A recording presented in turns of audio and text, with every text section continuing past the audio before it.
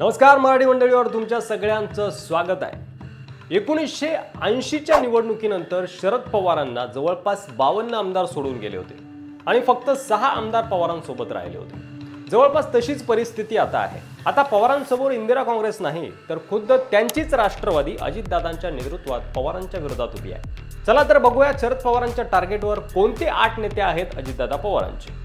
नुकताच शरद पवार यांचा कोल्हापूर दौरा झाला। कागल विधानसभेत त्यांनी जे संकट काळात आमच्या सोबत राहिले नाही त्यांना घरी बसवा असं म्हणत हसन मुश्रीफ यांच्या विरोधात समरजित घाटगे यांचं आव्हान उभं केलंय।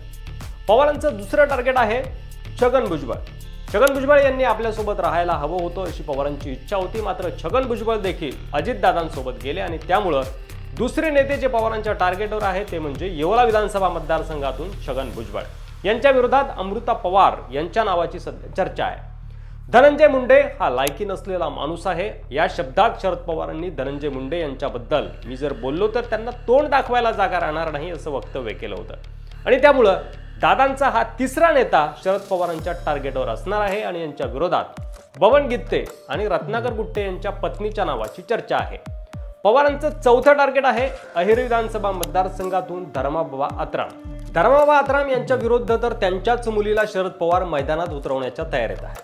पाचवा नेता आहे नरहरी झिरवळ जो पवारांच्या टार्गेटवर आहे आणि यांच्या विरुद्ध त्यांच्याच मुलाला निवडणुकीत उभं करून झिरवळ यांना पराभूत करण्याचा डाव पवार टाकण्याच्या तयारीत आहे। सहावा नेता खुद्द अजित पवार यांच्या विरुद्ध युगेंद्र पवार मैदानात असतील तर सातवा नेता पवारांच्या टार्गेटवर आहे तो म्हणजे संजय बनसोडे। संजय बनसोडे यांच्या विरुद्ध भाजपच्या तिकिटावर 2 वेळा आमदार राहिलेले सुधाकर भालेराव उदगीरमधून मैदानात असतील अशी शक्यता आहे।